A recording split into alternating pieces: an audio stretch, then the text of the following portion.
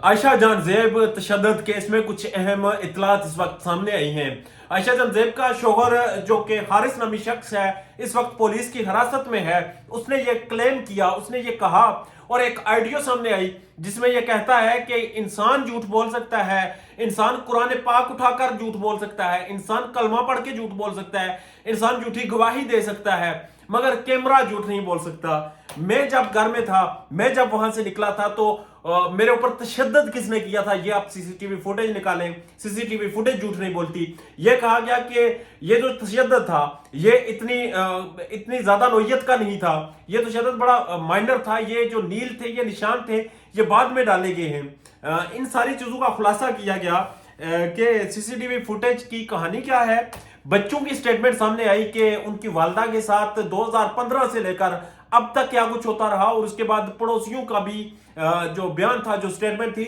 उस माहौल को देकर वो भी सामने आ चुकी है। क्योंकि पुलिस इस केस में न जाने क्या वजह है कि अभी तक वो फुर्ती दिखा नहीं रही। एक तरफ तो आप डोमेस्टिक वायलेंस के खिलाफ कहते हैं कि हम कैंपेन करेंगे, एक तरफ तो आप पोस्टर्स लगाते हैं, एक तरफ तो आप आगाही की मुहिम चलाते हैं, दूसरी तरफ एक वर्किंग वुमेन, एक ऐसी खातून जो कि एक शोबा सहाफत से वाबस्ता है, एक ऐसी खातून जो कि घर से निकलती है, अपने बच्चों के लिए रोजगार कमाती है, एक ऐसी खातून जो कि 2015 से तशद्दुद बर्दाश्त करती है। और फिर सवाल ये उठाया जाता है कि आयशा जान ज़ेब पर अगर 2015 से तशद्दुद हो रहा था तो उन्होंने मुंह अब क्यों खोला, उसका भी जवाब देंगे। सबसे पहले तो सीसीटीवी फुटेज की तरफ आते हैं। इस वक्त ये चीज वाजे हो चुकी है और ये चीज कंफर्म कर रहा हूं मैं आपको कि जिस जगह पर तशद्दुद हुआ घर के अंदर कहीं भी सीसीटीवी फुटेज एग्जिस्ट नहीं करती, घर के अंदर कोई सीसीटीवी कैमरा नहीं लगा हुआ। तो ये शख्स, हारिस नामी शख्स, कैसे क्लेम कर सकता है कि सीसीटीवी फुटेज निकाले, वो तशद्दुद कैसे हुआ, किसने किया, ब्लाम ब्लाम ब्लाम। मतलब जब सीसीटीवी फुटेज, कैमरा ही नहीं लगे हुए घर के अंदर। ये चीज मैं अपने सोर्सेज से कंफर्म करके आपको बता रहा हूं, ना घर के अंदर, ना टीवी लॉन्ज में, ना कार पोर्च में, ना गेट तक कोई कैमरा नहीं था। गेट के बाहर कैमरों की फुटेज है जिसमें मौसूफ आते हुए और जाते हुए दिखाई दे रहे हैं। तो बेटा, जब आप किसी की बेटी को, किसी की बहन को, किसी के घर की खातून को, जिसकी जिम्मेदारियां निभाने से कासिर हूं, और आप तशद्दुद करें, तो अहले मोहल्ला या रिश्तेदार या जो अपने उनके अजीज होते हैं वो आकर आपको वहां पर धक्के मार के निकालते हैं। तो ये उस चीज को क्लेम कर रहे हैं कि जो लोगों ने उन्हें जबरदस्ती जान छुड़ाई, हाथों से बाल छुड़ाए आयशा जान ज़ेब के, वो जो मुक्के मार रहा था, बॉक्सिंग वाले मुक्के मारा था एक खातून के नर्म और नाजुक जिस्म के ऊपर, वो उन मुक्कों से जान छुड़ाई। जब वो उसके हाथों से बाल छुड़ाए तो ये शख्स कहता है कि मेरे ऊपर तशद्दुद किया गया। शायद इस अकल के अंधे शख्स को, इस बेशरम शख्स को यह अंदाजा नहीं हो रहा कि जो इसने तशद्दुद किया वो किस नौयत का था, और इसके हाथों से एक खातून को बचाना जिसे ये तशद्दुद का नाम दे रहा है, वो कैसे उसे ये डिफेंड करेगा। उसके बाद बच्चों की स्टेटमेंट आई है जी। फैमिली में उन्होंने जो फैमिली के सो कॉल्ड बड़े होते हैं उनके सामने ये क्लेम किया है कि